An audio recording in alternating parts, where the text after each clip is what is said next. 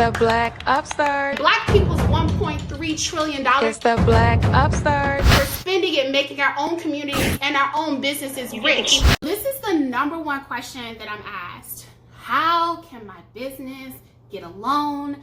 I have a fantastic idea, and if someone could just loan me money, if I can just get a financial institution to just give me $5,000, $10,000, $40,000, then I could use OPM, right, other people's money in order to launch my idea in such a way where I don't have to use capital that I may or may not have. Now, it's important for you to know that when it comes down to lending, Black entrepreneurs have a complicated and complex relationship with banking institutions. Most banking institutions are going to ask you for collateral that other entrepreneurs have because their ancestors benefited from free labor. So the houses that folks have, the land that people have, the inheritance that people have that was inherited from generations and generations and generations ago when America was being built on the backs of slaves, right, is a collateral that they could put forth for their small business. And so the complications of applying for loans in certain financial institutions is rooted in the historical exclusion of Black people being able to fully participate in a free market or a capitalist economy. And so when you think through banking relationships and you hear statistics like less than 50% of Black entrepreneurs who pursue loans from banks either get what they ask for at a fair interest rate or don't get a loan at all, I want you to remember that a no, right, should always be preceded with a T and a yet. Not yet. Maybe not yet from that bank. That no might be the no that you need to hear for the not yet that you need to hear from a different place. But don't blame yourself if that no is there, because that no is based on systemic issues that platform white entrepreneurs, specifically white male entrepreneurs, all right, that may have certain benefits available to them simply because of the history of the United States of America. Now, yeah, you see, y'all about to make me go off. Like, y'all know Professor Keys be coming out. So let's talk about the small business loan anyway. We're going to talk about some lenders for you to consider. We're going to talk about the different things that you need. Credit score. You want to make sure that your credit score is good. I'm reading the comments and I know someone's going to ask, okay, well, can I leverage my business credit, right? Can I leverage my business credit in order to apply for the business loan? The short answer is yes. But the long answer is that if you're just starting your business, you probably do not have business credit. So can you use business credit? Absolutely, when you have it. But in the interim, right, in the meantime, in between time, because you're a new business, right, it may not start with you having business credit. So they will pull your personal credit in order to determine the extent to which they can trust you with borrowed money. The credit score that they usually start with at a bank is a 680. All right, so 680 is usually what they're looking for. If you do not have a 680 credit score, that's okay. Before you go and get the loan, you want to go and pull your credit report and you want to find those things that you can fix. The last live that I did last Wednesday, we talked about writing the CEO. We talked about writing the 3 credit bureaus. We talked about the times of month where you can dispute just negative judgments on your credit, like when do you call a lender, have a conversation with them, financial institutions, when you have a conversation with them. So whole strategies on how you can improve your credit score. If you're below a 680, my recommendation would be for you to work your way up. The average credit score for a Black person in America is 647. The average credit score for an Asian entrepreneur is 745. All right, so we want you to work on fixing your credit. You can pull your credit report at annualcreditreport.com, freecreditreport.com, and you can also pull it directly from a credit bureau. I use Experian.com, all right? Make sure you're looking at your FICO 8 score. So we spent a lot of time in my last live talking about FICO 8, FICO 2, FICO 4, and FICO 5. You want to look for your FICO 8 score, okay? Next, you want to think through what is the length of your business. One of the biggest issues that entrepreneurs face when getting a small business loan is they apply for a loan too early. Now, a bank is going to be looking for proof of concept. okay? A bank is normally looking for an entrepreneur who has been in business for 2 years. Because if you've been in business for 2 years, you should have cash flow statements.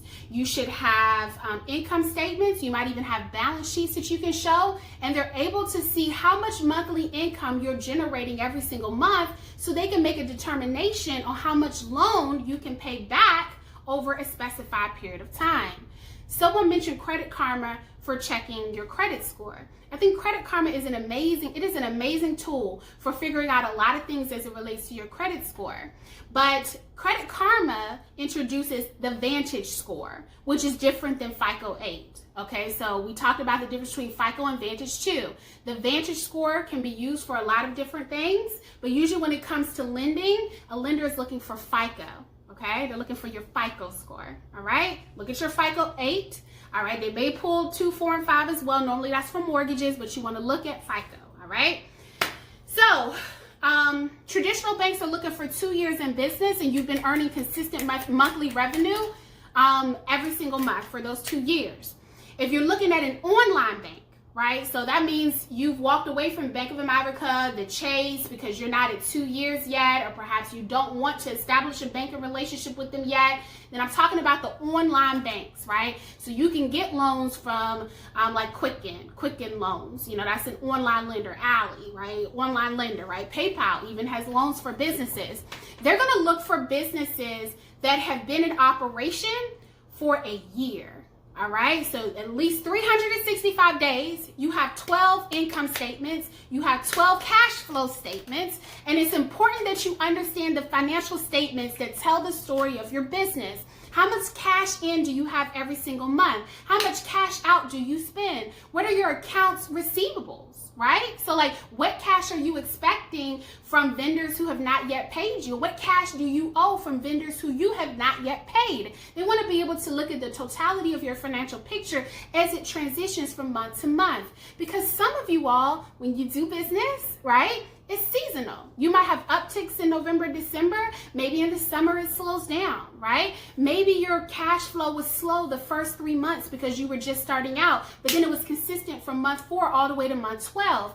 The bank wants to be able to see that. Traditional banks, 2 years. Online bank, they're normally expecting a year. Now I'm gonna give y'all some game, right? Make sure you have your pencils and your pens ready. What if you're like, hey, yo, Keys, that's all well and good, but I just started my business like on yesterday. Is there any lender who will take a chance on me?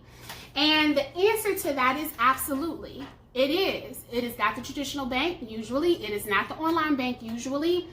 The financial institution that will take a chance on a new business owner who is not 1 year or 2 years into the game is a community development financial institution.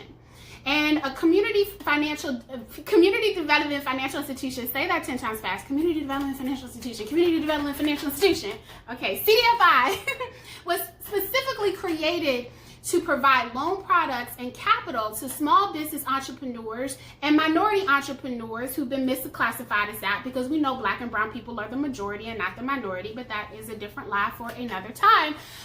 They are locked out of other traditional lending resources, and so what they do is they provide on-ramps to capital that banks do not. And so what does that mean, you all? That means that you may be able to get an interest rate for lower than what a bank might offer. Bank might offer 5 or 6%, they may offer 2 to 3%, all right?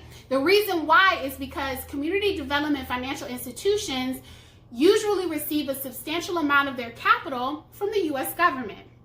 We already know that when it comes to the U.S. government, there's some recompense, right, needed for Black entrepreneurs, brown entrepreneurs, right, entrepreneurs of color who've experienced trials and tribulations in this United States of America. And so they fund these institutions that serve our population because they understand we might not have the collateral that other people do, all right? How do you find a community development financial institution, right? I'm a new entrepreneur, Kezia. Community development financial institutions sound amazing. How do I get money from them? When do I get money from them? A couple of ways. You're going to visit ofn.org. So that's ofn.org.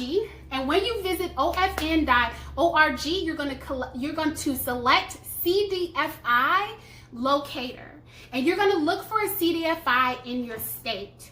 The great news is that the last stimulus provided over $250, I believe, billion. I'm going to go double check that for you, for CDFIs, right? That money is going to trickle down from the federal government from the stimulus and be available for entrepreneurs to use. Now you might say, Keys, hey yo, Keys, listen, you told me to go get my product or service tested with a customer so I don't start a business, right? And think it's a hobby, right? You might say, well, I don't feel comfortable taking on loan capital right now, right? I'm doing well, I'm making money, but debt to me doesn't seem like a reasonable choice. Can CDFI still help me? And the answer to that is absolutely. CDFIs normally host programs for entrepreneurs that help them learn how to start a business. Professor Keys, how do you know? I know because Black Upstart, which is my business, partnered with CDFIs in order to host these classes across the country. So when you join classes like this, CDFIs are more likely to provide you grants. All right, grants is money that doesn't have to be paid back. They give you grant funds so you can operate your business for a year, prove your concept as a business owner, and after a year be able to apply for loan capital with them or go to an online lender. So you see how these are stepping stones, right, to entrepreneurship. You want to go where you are wanted. Come on, I know your grandma told you that. Do not go where you are not wanted. If you are not wanted, do not let grass grow underneath your feet. Don't let me bring out the Southern sayings. I know I was born in Southern Virginia now. So you want to go where you are wanted. And CDFIs provide excellent and exceptional service to Black entrepreneurs. Okay? So let's keep going. Revenue. What type of revenue generation are they seeking? So generally speaking, when you're looking for a loan outside of a community development financial institution, they're looking for businesses that generate between $50,000 to $250,000 in revenue.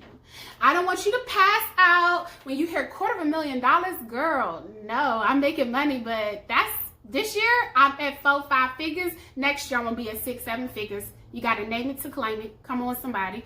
So they're looking for $50,000 to $250,000. I'm talking about traditional banks. I'm talking about online banks. And here's the good news. The average Black business grosses. So grosses, that's how much money you make before you pay your expenses, approximately $70,000. So most entrepreneurs who have started making sales will come in at that $50,000 mark. But what you want to do is you want to calculate your expenses monthly and determine how much money you have left over once those expenses have been added. And the amount of money that you have left over is going to be the same amount that the bank is looking at, and they're going to determine, based on how much money is left, how much loan you can pay back with your business. Okay, welcome 488. I see that number ticking right on up. Welcome. We're talking about money for Black entrepreneurs. So I want you to keep that in mind. Now, for a community development financial institution, remember, you can start with $0 in revenue. So you can just pull up and say, I haven't made one sale, but I want to, right? I want to. My bank account, right? My bank account represents my financial position, not my vision and my hopes and dreams, right? I'm materializing the substance of things hoped for, and what will, right, manifest is a 6 or 7 figure bank account, right? But every entrepreneur had to get started somewhere. So with a CDFI, you can indeed have $0 in revenue and get partnered in their programs, become a participant in their programs, and begin the process of qualification for future loan capital, all right? So let's keep going. So let's say you secure a loan, all right? Got a loan, right? You're like, okay, business is doing well. Professor Keys, you talked earlier about collateral, and what does that mean for me, right? I started an LLC, limited liability company. An LLC is supposed to separate my personal assets from my business assets. So if something happens, they can liquidate my business assets. They can sell my laptop, they can sell my printer, they can sell my desk, my microphone, they can sell my ring light, right? But my personal assets, my house that I just bought, thank you, Lord, putting 3.5% down. Come on now, right? The house that I just bought, the depreciating asset of a car that I paid off, they cannot touch that. Here's thing with the loan. When we're having collateral conversations with a bank, they will sometimes ask you to personally guarantee your loan until they are sure that your business assets can cover a default. And so what that means is that your personal assets may actually be at risk if you cannot pay it back.